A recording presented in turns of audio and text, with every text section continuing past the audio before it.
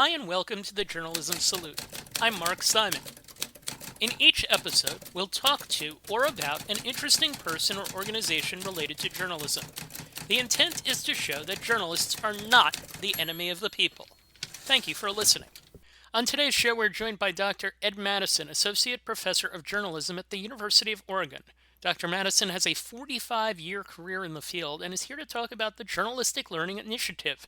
This is a very cool program on the West Coast that's intended to get students interested in learning through journalism at a young age. Dr. Madison is a co-founder. Thank you for joining us.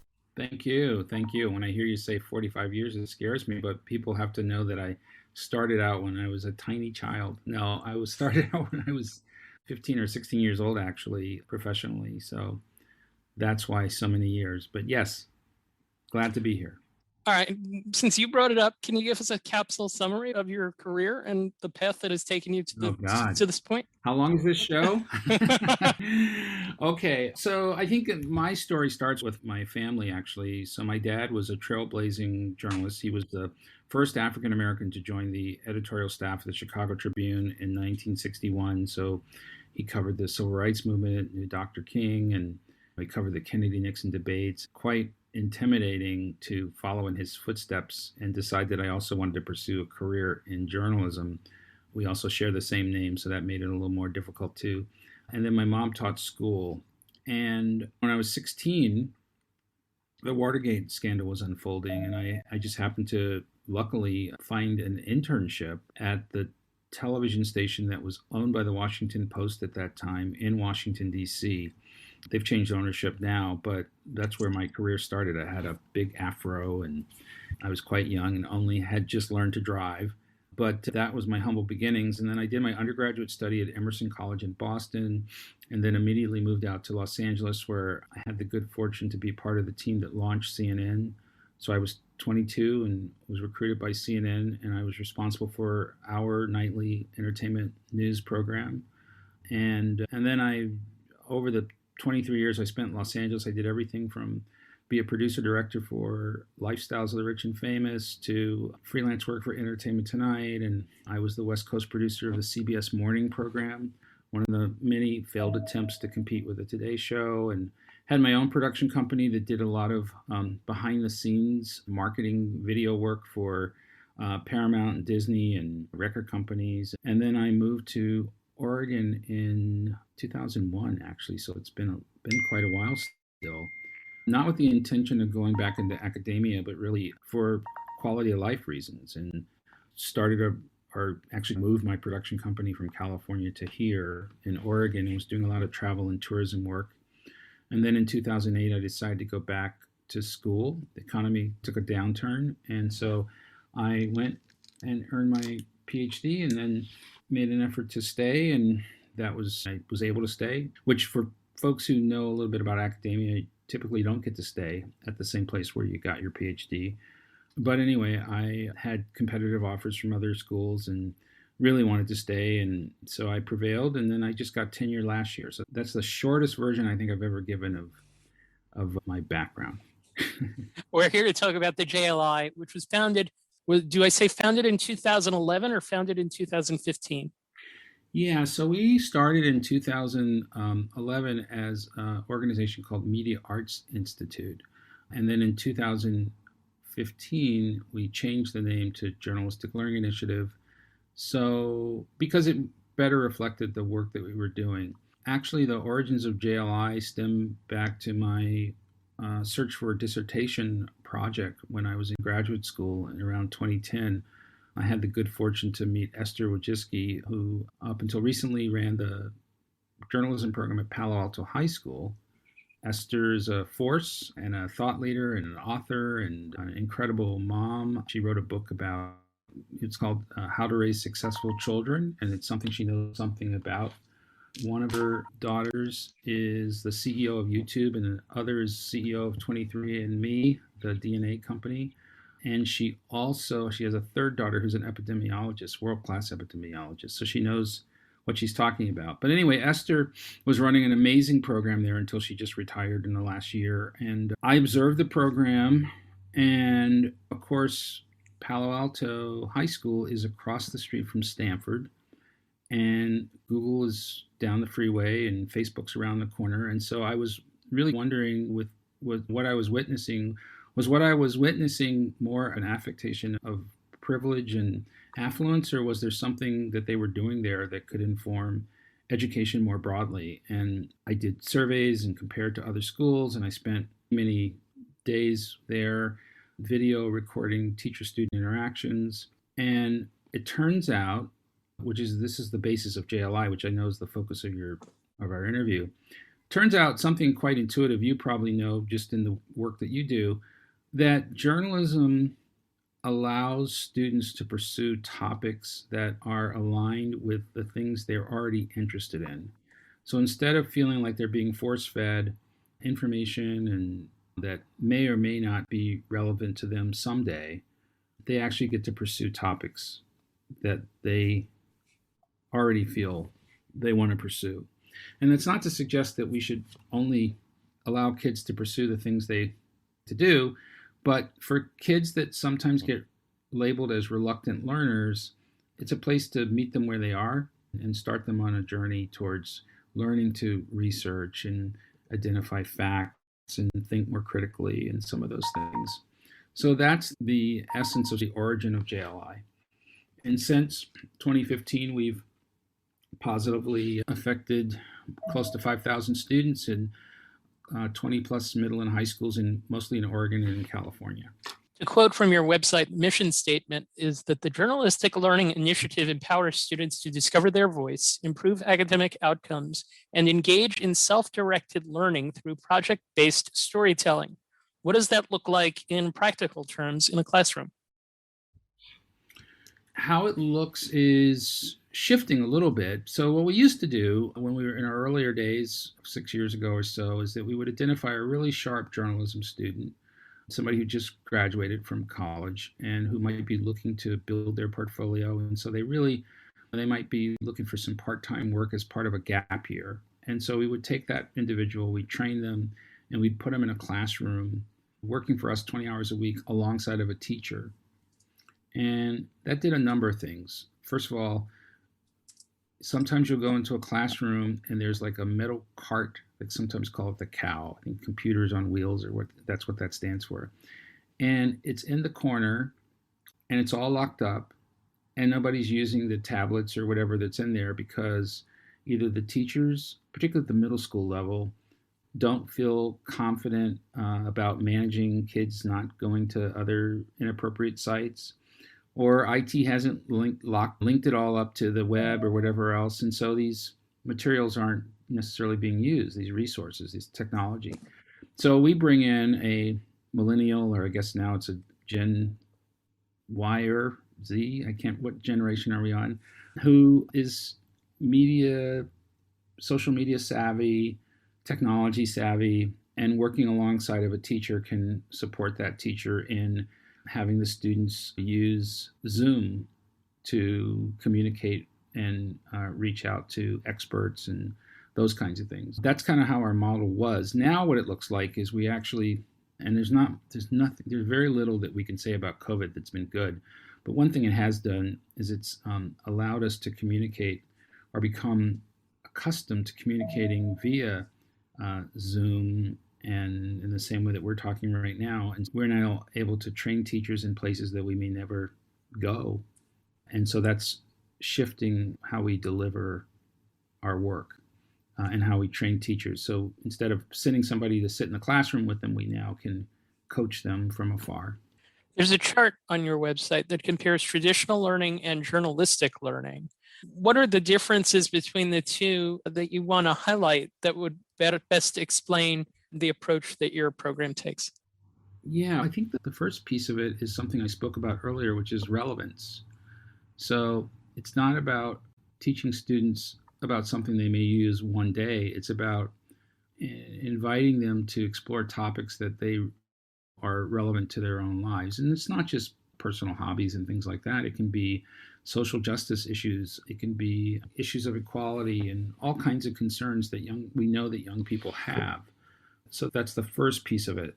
The second piece of it is, on the other end of it, is the publishing component.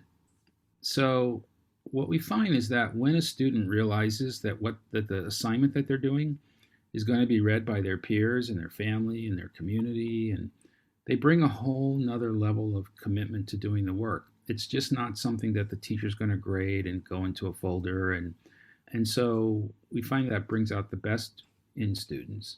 So those are the two key parts. There's some other elements to that as well, but those are the two key parts. You've brought this program into some less affluent communities. What has the experience been in doing that? When we piloted our program in Junction City, Oregon in 2016, and this is a rural community, had been a timber community where subsidies for timber had gone away, challenged economically. I don't know exactly what I expected, but what I was surprisingly, in a really great way, I found these kids were like spunky, like they were resilient. They were not by any means downtrodden or depressed, or that did not mean that they weren't experiencing challenges in their homes, economic challenges in their homes.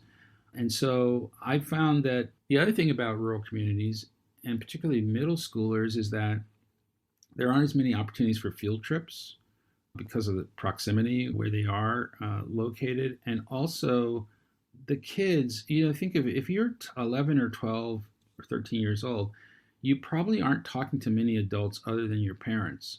And so they just loved the fact that they could pick a topic, find an expert, and do a story about it. And so we continue to find that.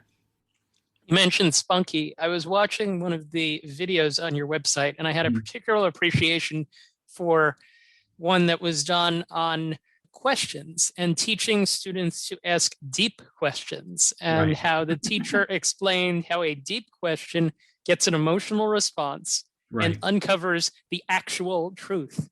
Right. So I thought that was really cool. Do you have some favorites among the videos that are on your site in terms of what they have taught to people?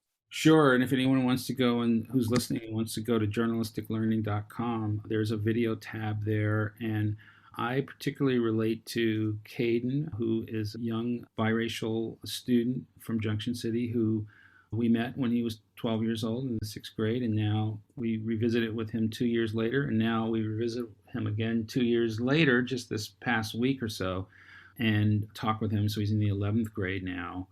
And just to see the growth and introspection, but also culturally in terms of just what it's like to be one of few who looks like you in that community. So he's terrific.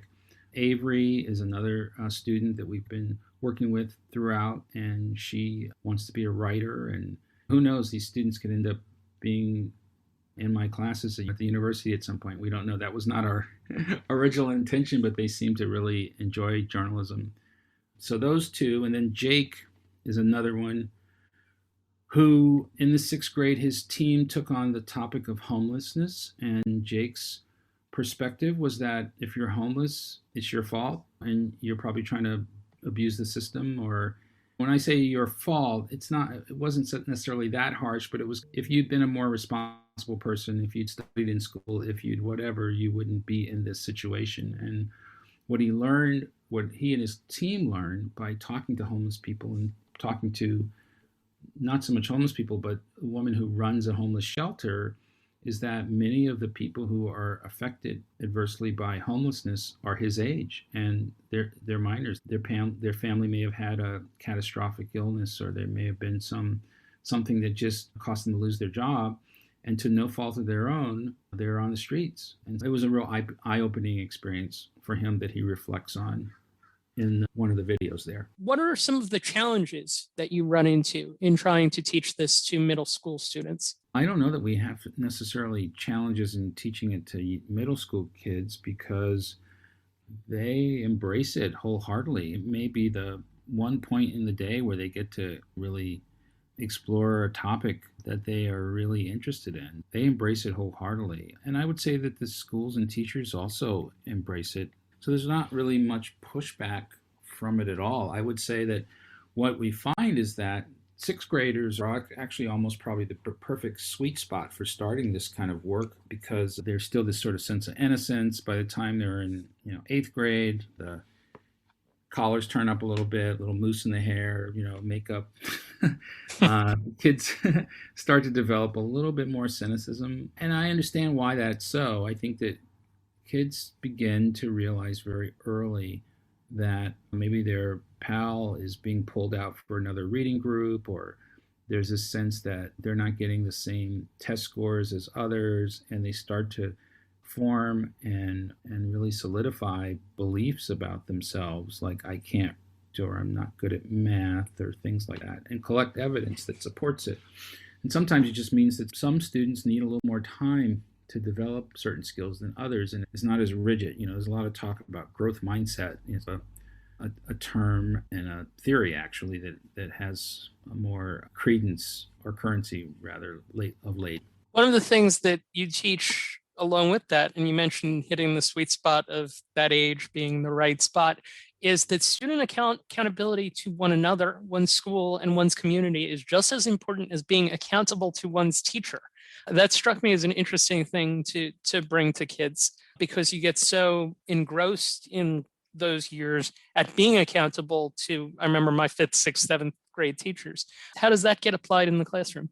I think the best way to speak to that is looking at a more sort of holistic approach to what does it mean to learn and become educated. So it's not just what happens in the classroom. We know a lot of kids get involved in extracurricular activities, whether it be internships and things like that are just as enriching as the curricular, quote unquote, curricular activities that happen in the classroom. But then also, a lot of our work is informed by something called self-determination theory, which basically states that we all have an innate ability to want to be creative and thrive and express ourselves, and that there are 3 components that sort of address that. So one is autonomy. So to what degree do you feel that you're making choices? So are you making choices about the classes you choose, or the teachers that you have, or the assignments that you do? So that's autonomy. Second one is competency. So to what degree do you feel that you actually can fulfill the assignment? That it's not too easy, but it's also not so hard that you just are frustrated and want to not do it. And then the third one is called relatedness, which means how supported do you feel by your peers, your teachers, your family. And if you think of those 3 things as almost like the legs of a tripod, if any one of them is weak, you're not on strong footing, you probably will topple over. And so that's where that whole relationship piece goes, that we sometimes just think about the test scores and don't necessarily give thought to what degree does a young person feel supported by their teacher, by their peers, by in their home environment, and all those different factors. Okay, I have one other before we turn it over to Emmy Liederman for the advice portion of the episode. You have a new program starting in fall 2021, Effective Communicators. What's the goal of that? Yeah, in this shift that we've made from having actually a JLI person in the classroom with a teacher to more of teachers being on their own and being supported and trained through online modules and talking with our advisors in the way you and I are talking, we realized that we were trying to layer what we do over existing course structure, usually typically like 1 day a week. And it made it complicated because, first of all, particularly in high school, teachers have a certain set of benchmarks they're supposed to meet by a certain time, right? Like we need to do world civilization in the fall, and then we need to change and go into the revolution and all that stuff.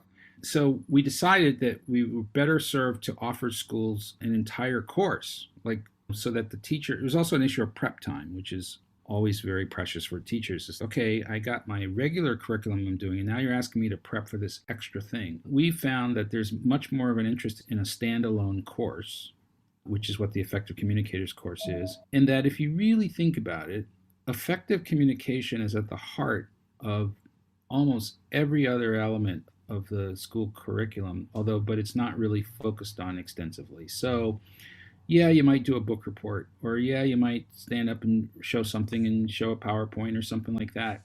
But there's not a lot of really looking at what does it mean to, I'll give you an example, social media. Social media has changed everything, and yet I don't know that we're helping young people set boundaries for themselves about how they will and will not allow themselves to be communicated with or talked about. There's a lot of cyberbullying and stuff that's going on, a lot of anxiety and depression amongst teenagers, and a lot of it is definitely tied to social media. So it's just helping students learn, first of all, what do we mean when we talk about communication? What is it? And then how do we communicate effectively? And I would say, and I think you probably would agree, that if a young person can learn to be an effective communicator, that will enhance everything they may choose to do, no matter what career or job direction they choose to go in. You're very much in my sweet spot of things that I do in my job, trying to communicate, in my case, sports statistics. We turn things over to Emmy Lederman, graduating senior at the College of New Jersey, for the section of the podcast that we like to refer to as the advice portion. What is the most valuable lesson that you teach your college journalism students as a professor?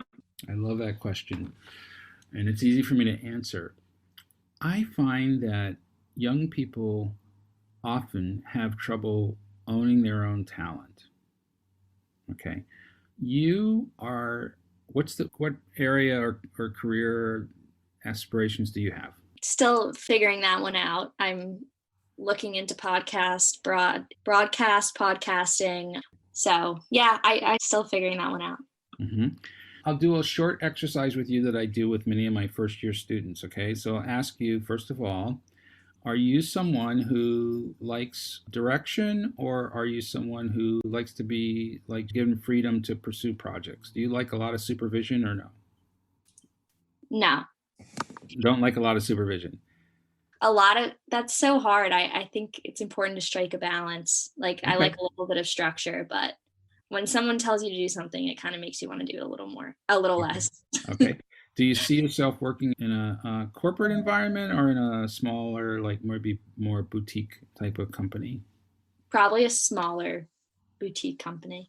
Okay. Are you a big city person, or would you prefer to live in a smaller community? Big city. Okay. So I have a whole series of questions. How important is making money? Just want to be comfortable, whatever that ends up meaning. All right. So young people like yourself who don't necessarily know exactly what they want to do, they do know the answers to the questions that I just asked you. And so you can start, but if you don't ask yourself those questions first, then you might find yourself trying to fit into a position that really isn't aligned with who you are and your own values. So the answer to your question that you asked me is, what do I try to teach students, is first of all, do a self-assessment and find out what your own values are, what's important to you. And then instead of trying to contort and figure out what you think companies and internship organizations and things like that want, try to see if they're as much a fit for you as you may be for them. Yeah, I love that. I think you already answered this with that explanation, but is there anything about your teaching style that you think may distinguish you from other journalism professors?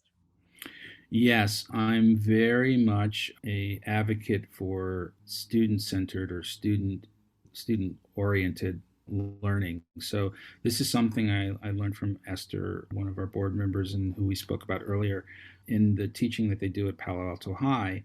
When you go and you observe, the teachers are in the back of the room and the students are up front leading. And first of all, it's just really empowering for students to have some choice in generating assignments for themselves. But secondly, it's easier on the professor or on the teacher. It's like, we don't know everything. And I think sometimes things can be so top down or hierarchical until it can really give a false sense, especially as new technology is emerging, and TikTok and all these other things. We're trying to figure out how they fit into the equation just as much as you are. But you probably could tell me all kinds of things about TikTok that I have no idea about, but should. And are there any topics that you believe are underreported by the media today? And how can young journalists look to fill these gaps? I'm going to try to give you a short answer for this. So I think that one of the reasons you hear a lot about distrust in journalism, especially in this past administration. There was a lot of an attack on journalism, and there's a couple of reasons I think that is, but one of them is that the media profession, journalism profession, has to own something that's been a little bit of a problem. Sometimes people will come to a small town to start their careers, but they're so focused on leaping to the next larger market that they're not really as invested in the community that they're in as they might otherwise be. They know that this is a 2-year stint before they move to the bigger city, and then they're 2 years there and move to the city after that. And I think people can pick up on that. I think people want the journalists who are covering them to really be invested in their community. And that's where you find those stories that are underreported and but can make such a difference in terms of impact. Thank you. I appreciated how you turned the tables there. And I can tell you that those are questions that I've thought of throughout my career as well. And it's interesting how the answers to some of them change over time. I know that when I was younger, I felt differently from how I felt now at age 46. Yeah, I wanted to be in Los Angeles in the heat of it all when I was 22, and now you couldn't pay me to live there. And that's not because I don't want to be one of these people that's always bashing Los Angeles, but the quality of life doesn't meet my current temperament. Like I like to throw a kayak on my rooftop and be on a lake or something like that. Or okay, your program is 10 years old now.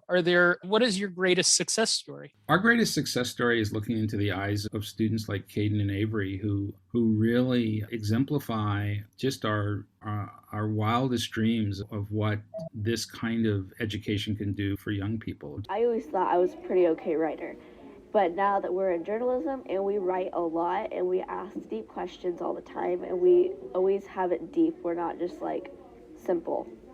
I feel my writing has had more depth to it. That was like the first year I really stepped up, especially in writing, because I always like kind of goofed around and would write at home, but I never really took it seriously until then. And then it got me really excited for the future. It really made me think that there could be a future for writing for me, and made me really, really excited about it. To see them be more confident, to see them articulate their perspectives and just with such a sense of just professionalism is exciting to see. And so it has us be very committed to wanting to spread the work that we do all over the country and beyond that.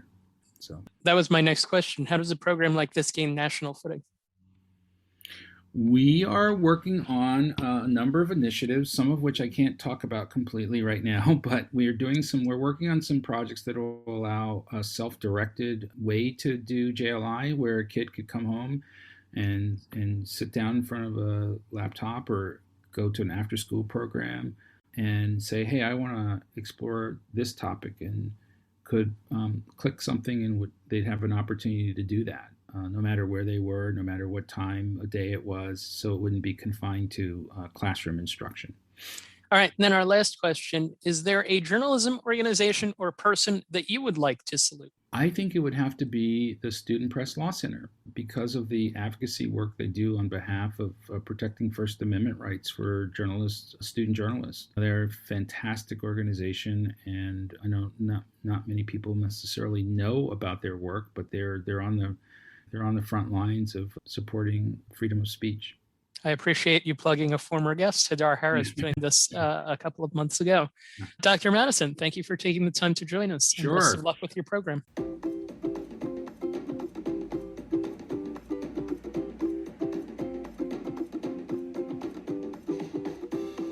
I always thought I was a pretty okay writer, but now that we're in journalism and we write a lot and we ask deep questions all the time, I feel my writing has had more depth to it. Usually, if I had to write something in class, I'd maybe write a paragraph, and now I'm writing like 5 to 6 paragraphs on my assignments. The Journalistic Learning Initiative's objective is to encourage critical thinking and informed thinking. We started with day one of asking deeper questions, and I found that 11-year-olds are really able to ask those curious questions and to think deeply. I think journalism classes actually taught me how to work with people better. I'm learning that in a group, you need to think of an idea together. Sometimes it's challenging. You know, if anybody thinks it's easy, then they should just come to this class and experience it for themselves. And once again, we open the reporter's notebook with Emmy Lederman, College of New Jersey, class of 2021. A few weeks from graduating. Your impressions of Ed Madison. What was your biggest takeaway from his, conversation and then his interrogation of you? Yeah, so you could tell that he really lit up when he was able to play teacher and ask me all these questions. And it was really refreshing when I got his advice that he turned it back on me and said, what do you want, opposed to how are you fitting the mold to make yourself available for a job that may not be best suited for you. So I really appreciated that from my section. But also as an educator, he seems to really understand how to reach students at a young age and the way that journalism bridges the gap between students and those who may not fit into this traditional education system. I think that if I was a kid in middle school, I would have loved this program. And everything he said really made me want to get involved in the program. And it makes a lot of sense psychologically why kids would love journalism from a young age, because they're getting this extrinsic motivation from seeing that their published work is being read by people. And also if they're just doing work that aligns with things that they already love, then that's bound to be successful as well. So one of the really cool things that I took from it was the idea, as you said, you could sum it up in 4 words: journalism is for everyone. And that seems to be the theme of how he's teaching. What impressed you most about him? I think that he was really humble and he's accomplished so much, and he was honest about everything that he's done, but not in a flashy way. And it seems like at the end of the day, he really just cares a lot about getting everyone to be on the same page of how powerful journalism is. He didn't lose sight of that. I think his advice about being in a community not for your own professional development, but because you actually care about reporting. He was really honest and candid about that. And I just think he was a no bullshit kind of guy. He just gave it to us straight. And he's had so much experience, and I really trust the advice that he gave. Emmy Lederman, thank you. Welcome to Journalism History, a podcast that rips out the pages of your history books to re-examine the stories you thought you knew and the ones you were never told. I'm Terry Finneman, and I research media coverage of women in politics. And I'm Nick Hirschon, and I research the history of New York sports. And I'm Ken Ward, and I research the journalism history of the Great Plains and Rocky Mountains. Find the Journalism History podcast at journalism-history.org/podcast and wherever you listen to your favorite podcasts. The Journalism Salute is dedicated to the memory of Dr. Robert Cole, who ran the journalism program at Trenton State College, the College of New Jersey, for more than 30 years. I came from a very old-fashioned Italian family that didn't really understand why girls would want to go to college. So I went to college for about 1.5 years. I didn't have much support, and I decided to quit. After hearing the news that Nancy Colasurdo, a now freelance journalist, author, and life coach, decided to discontinue her studies at the college, Cole set up an interview for her at the Trentonian, where she began her career by covering high school sports at night. She thanks Cole for getting her back in school and helping her solidify her path as a sports journalist. I quit the full-time job, went back to school, and kept the newspaper job. So he changed the trajectory of my career. Being in class with him also, could be cringy in a really good way because, he had the overhead projector. Everybody knows about the overhead projector. So he'd come wheeling in with that, and you knew there was a chance your work was going to be put on the projector.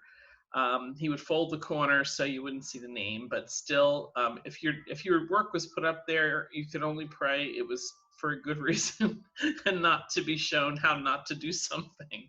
I was also asked to be a judge on a journalism contest, and I showed up, and guess who was sitting at the table? Dr. Cole, who I could never call Bob, by the way, ever. How honored I was to be sitting next to my mentor judging journalism. But, he was very clear that I belonged there.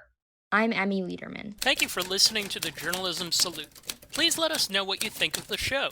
You can find us on Twitter at JournalismPod, and you can email us at journalismsalute@gmail.com.